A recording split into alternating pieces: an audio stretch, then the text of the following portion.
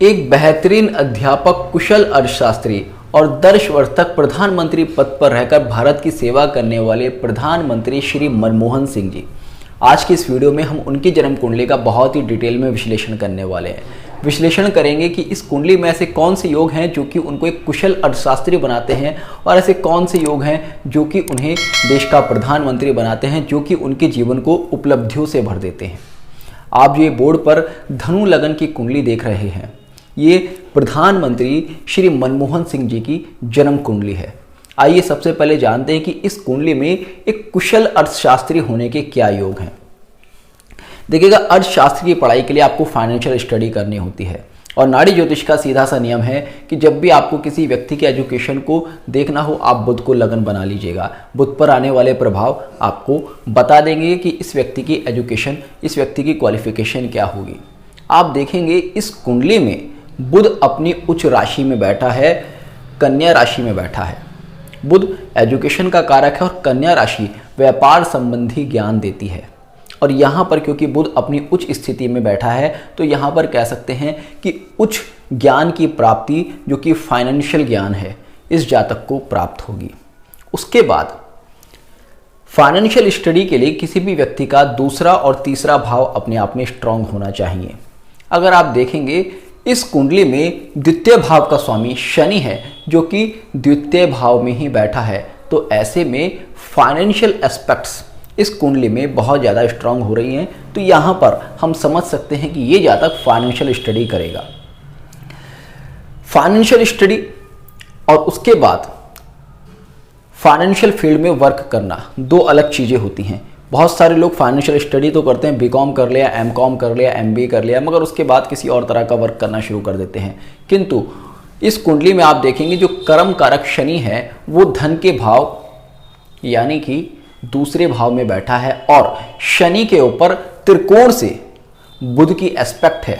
बुध जो कि फाइनेंस को शो करता है और उसके बाद सप्तम दृष्टि शनि के ऊपर शुक्र की है कर्क राशि से, जो कि अपने आप में इंडिकेट करते हैं कि इस व्यक्ति की फाइनेंशियल स्टडी भी होगी और जो इसका प्रोफेशन होगा वो भी कहीं ना कहीं फाइनेंस से रिलेट करेगा और इसलिए ये एक अर्थशास्त्री बनकर देश की सेवा करते हैं। अब बात करते हैं कि ये गवर्नमेंट जॉब में क्यों आते हैं या फिर गवर्नमेंट रिलेटेड वर्क ही क्यों करते हैं। देखिएगा, मैंने अपनी पिछली भी वीडियोस में कहा है कि जब भी किसी व्यक्ति के शनि के ऊपर सूर्य का प्रभाव होगा तो ऐसा व्यक्ति कहीं ना कहीं गवर्नमेंट से जुड़ ही जाएगा। आप देखिएगा इस कुंडली में शनि के त्रिकोण में सूर्य बैठा है, जो कि यहाँ पर इनको गवर्नमेंट रिलेटेड वर्क दे रहा है और शनि से सप्तम भाव में चंद्र बैठा है स्वराशि होकर। ऐसे में शनि का संबंध सूर्य और चंद्र से बनने के कारण ये जातक गवर्नमेंट रिलेटेड वर्क करेगा। अब शनि से दूसरे भाव में, क्योंकि इस कुंडली के तीसरे भाव में और शनि के दूसरे भाव में राहु बैठा है। कुंडली का तीसरा भाव आपके हाथों का होता है और राहु कौन है? राहु है नौकरी का कारक, यानी कि आपके हाथ जॉब करेंगे, नौकरी करेंगे। और शनि क्योंकि कर्म का कारक ग्रह है और कर्म कारक ग्रह के दूसरे भाव में, जो कि इस कुंडली का हाथ का भाव है, वहां पर राहु नौकरी का कारक होकर बैठा है, हाथों को जो नौकरी दे रहा है। तो इसलिए कह सकते हैं कि ये जातक जॉब करेगा, लाइफ टाइम सबऑर्डिनेट होकर वर्क करेगा। अक्सर आप देखेंगे जब किसी कुंडली में तीसरे भाव में राहु हुआ और उसका संबंध अगर शनि से बन जाए तो ऐसा जातक कितनी भी अच्छी जॉब करे, वो कहीं ना कहीं किसी दूसरे के अधीन होकर ही वर्क करेगा। रीज़न उसके ये भी है कि राहु कभी भी शनि को जो भी नेम फेम, जो भी सक्सेस देता है वो सबऑर्डिनेट बनाकर देता है। जैसे कि प्रधानमंत्री श्री मनमोहन सिंह जी के साथ हुआ। वो देश के प्रधानमंत्री तो बने, किंतु उन्होंने सोनिया गांधी जी के अंडर में अपना सारा काम किया। ऐसे उनके ऊपर अक्सर आरोप लगते हैं और कई बार ऐसा देखा भी गया है कि उनको डिसीजन लेने की स्वतंत्रता नहीं थी, उनको एक मोहर की तरह यूज़ किया गया, ऐसा अक्सर लोग कहते हैं। उसके बाद और भी क्या रीजंस हैं इस कुंडली में जो कि उनको मोनी बाबा का टैग देते हैं, उस पर हम आगे डिस्कस करेंगे। उससे पहले हम डिस्कस करते हैं कि इस कुंडली में ऐसे कौन से योग हैं जो कि उनको प्रधानमंत्री पद तक ले जाते हैं। प्रधानमंत्री पद पर जाना किसी भी व्यक्ति के लिए एक साधारण बात नहीं है। चाहे मनमोहन सिंह जी सोनिया गांधी जी के अंडर में काम कर रहे थे या उनकी गवर्नमेंट को चला रहे थे, किंतु प्रधानमंत्री मनमोहन सिंह जी ही कहलाते हैं, सोनिया गांधी प्रधानमंत्री नहीं कहलाती। प्रधानमंत्री का जो टैग है, जो टाइटल है, वो भी अपने आप में एक बहुत बड़ी चीज़ है। तो इस कुंडली में ऐसे क्या योग हैं जो कि उनको इतनी ज़्यादा उपलब्धियां प्रदान करते हैं। सबसे पहले आप देखेंगे इस कुंडली का जो दसम भाव है वो अपने आप में बहुत ही ज़्यादा स्ट्रांग है। दसम भाव में सूर्य खुद से बैठा है जो कि इनको गवर्नमेंट रिलेटेड सक्सेस दे रहा है, और उसके बाद इनके दसम भाव में दशमेश बुध उच्च स्थिति में बैठकर भद्र योग बना रहा है। तो ऐसे में दसम भाव अपने आप में बहुत ही ज़्यादा बूस्ट हो जाता है, सूर्य अपने आप में बहुत ही ज़्यादा बूस्ट हो जाता है, जो कि इंडिकेट करता है कि इस जातक को गवर्नमेंट से रिलेटेड बहुत ज़्यादा फायदा होने वाला है, क्योंकि बुध किसी और भाव में बैठकर उसका बनता तो इतनी ज़्यादा सक्सेस नहीं मिलती। दसम भाव क्या है? वो आपके नेम फेम का है, गवर्नमेंट से, प्रशासन से मिलने वाले सुख का है, और पिता की स्थिति को भी दर्शाता है। तो ये सारी चीज़ें इनको उच्च स्थिति में मिल रही हैं। तो ऐसे में जब दसम भाव इनका इतना ज़्यादा स्ट्रांग हो जाता है तो ये इंडिकेट करता है कि बहुत अच्छा राजसत्ता का ये सुख इनको मिलने वाला है। उसके बाद आप देखेंगे यहाँ पर बुध आदित्य योग बनता है। हालांकि बुध आदित्य योग तो 10 में से 9 कुंडलियों में बनता है। आपने अक्सर सुना होगा कि भाई इस कुंडली में बुध आदित्य योग है, किंतु वहाँ पर फल नहीं मिलते। 10 में से 9 कुंडलियों में फल नहीं मिलते। इस कुंडली में बुध आदित्य योग का पूर्ण फल मिल रहा है, क्योंकि यहाँ पर बुध आदित्य योग पूर्णता के साथ बन रहा है। आप देखेंगे बुध यहाँ पर उच्च है दसम भाव में और सूर्य के साथ बैठा है केंद्र में, और आप देखेंगे किसी भी पाप प्रभाव में नहीं है। कोई भी नेगेटिव इफेक्ट यहाँ पर इनके दसम भाव पर कोई ग्रह नहीं डाल रहा है, जो कि अपने आप में इंडिकेट करता है कि बहुत ही सुंदर बुध आदित्य योग बन रहा है। इनके दसम भाव में ही बुध आदित्य योग, भद्र योग, कुल दीपक योग बन रहे हैं, और उनका प्रभाव इनके दूसरे भाव जो कि धन का भाव है, और जहां पर इनका शनि कर्म का कारक ग्रह बैठा है उस पर आ रहा है, जो कि इनको प्रोफेशनल सक्सेस देते हैं। इसके अलावा और भी योग आप देखिएगा। इस कुंडली में गुरु जो कि नाड़ी ज्योतिष में जीव कारक ग्रह है वो बैठा है सिंह राशि में। सिंह राशि राज दरबार की राशि है, और राज दरबार की राशि में जब गुरु बैठेगा तो कहीं ना कहीं राज सत्ता का सुख देगा ही देगा। और साथ में सिंह राशि में केतु भी बैठा है। मैंने अपनी बहुत सारी वीडियोस में कहा है कि केतु जब सूर्य के साथ संबंध बनाए या फिर सिंह राशि में हो तो केतु ध्वज का कारक ग्रह हो जाता है, और ध्वज यानी कि आपको नेम फेम देता है। तो यहाँ पर जीव को बहुत ही ज़्यादा नेम फेम मिल रही है।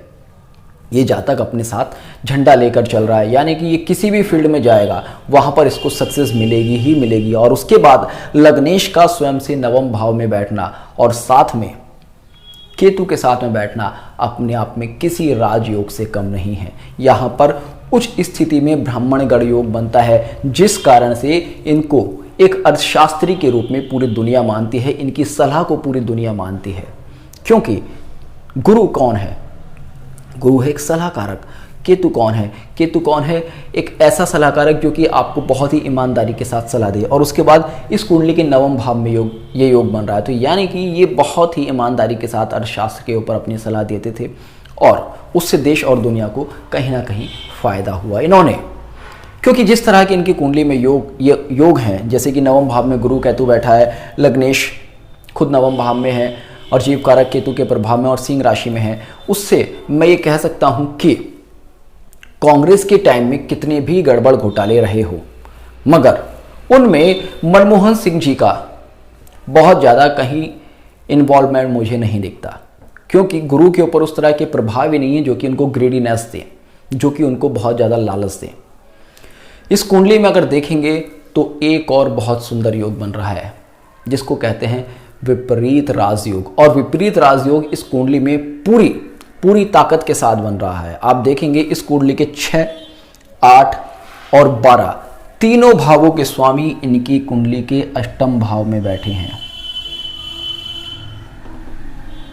जो कि यहाँ पर विपरीत राजयोग की सारी शर्तों को पूरा करते हैं। और उसके बाद मैंने हमेशा आपसे कहा है विपरीत राजयोग तब तक बहुत ज़्यादा अच्छे फल नहीं देता जब तक कि उसमें कोई नीच ग्रह या राहु केतु का इन्वॉल्वमेंट ना हो जाए। और यहाँ पर आप देखेंगे व्यय भाव का स्वामी खुद से नीच होकर इस विपरीत राजयोग को बहुत ज़्यादा स्ट्रेंथ देता है, जो कि एक बार फिर से ये इंडिकेट करता है कि इस कुंडली में इतनी पावर है कि ये इंसान प्रधानमंत्री पद पर पहुंच सकता है, या आजीवन सत्ता सुख भोग सकता है, या आजीवन नेम फेम भोग सकता है। अब बात करते हैं कि इनको मौनी बाबा बनकर क्यों रहना पड़ा। देखिएगा, किसी भी पुरुष की कुंडली में उसका अहंकार, उसका ईगो, उसका एटीट्यूड मंगल होता है। जिस कुंडली में मंगल जितना ज़्यादा स्ट्रांग होगा उस व्यक्ति के अंदर उतना ईगो, उतना एटीट्यूड, उतना अहंकार होगा। अक्सर लोग बात करते हैं कि भाई डाउन टू अर्थ इंसान बहुत अच्छे होते हैं, या फिर इस इंसान में बहुत ज़्यादा अहंकार है या इसमें नहीं है। मैं हमेशा कहता हूँ जिसके अंदर अहंकार नहीं है, सीधी सी बात है, उसका मंगल कमज़ोर है। आप अगर बहुत ज़्यादा अहंकार लेस बनना चाहते हैं तो अपने मंगल को कमज़ोर कर लीजिएगा, आप दूसरों के कंट्रोल में आकर वर्क करने लगेंगे। यही इनके साथ हुआ। आप देखेंगे इनका मंगल अपनी नीच राशि में बैठा है और अष्टम भाव में बैठा है, तो यहाँ पर मंगल वीक हो रहा है। उसके बाद मंगल से दूसरे भाव में गुरु का प्रभाव आ गया, केतु का प्रभाव आ गया, जो कि और ज़्यादा मंगल को कंट्रोल कर रहे हैं। तो ऐसे में ये मौनी बाबा बनकर काम करे, एटीट्यूड नहीं दिखाया, शांति के साथ काम करते रहे। उसके बाद कर्क राशि में जब भी मंगल बैठता है और अगर चंद्र के प्रभाव में बैठे तो ऐसे में ऐसा इंसान किसी स्त्री के कंट्रोल में रहकर वर्क करता है। इसलिए जब मंगल चतुर्थ भाव में बैठता है या कर्क राशि में बैठता है तो ऐसी लेडीज़ के भी आप हॉरोस्कोप में देखेंगे, ऐसी लेडीज़ को अपनी सास से कोई ना कोई परेशानी होती है, क्योंकि उनका हस्बैंड उनकी सुनता नहीं, उनसे ज़्यादा अपनी माँ की सुनता है और माँ के बाद वो अपनी वाइफ की सुनता है। तो ऐसे लोग जब तक माँ है माँ के गुलाम और उसके बाद अपनी वाइफ के गुलाम अक्सर देखे जाते हैं। तो यहाँ इनके केस में ये सोनिया गांधी जी के गुलाम रहे, यानी कि कहीं ना कहीं किसी फीमेल के कंट्रोल में किसी ना किसी वजह से ऐसे लोगों को रहना पड़ता है। तो यहाँ पर इन्होंने मौनी बाबा का ये किरदार निभाया। बाकी इस कुंडली में इतने सुंदर योग हैं कि उनको प्रधानमंत्री जैसे किसी पद पर आना ही था। अब अगर वर्तमान समय की बात करें तो वर्तमान का जो गोचर है उसके हिसाब से जहाँ तक मैं देख पा रहा हूँ, दिसंबर 2021 से आगे का समय उनके लिए स्वास्थ्य के हिसाब से बहुत ही अनुकूल नहीं है। वर्ष 2022 या कहें कि 2021 के दिसंबर से ही और वर्ष 2022 तो स्पेशली उनको बहुत ज़्यादा स्वास्थ्य पीड़ा दे सकता है, मानसिक पीड़ा दे सकता है, उनको किसी तरह की हानि दे सकता है।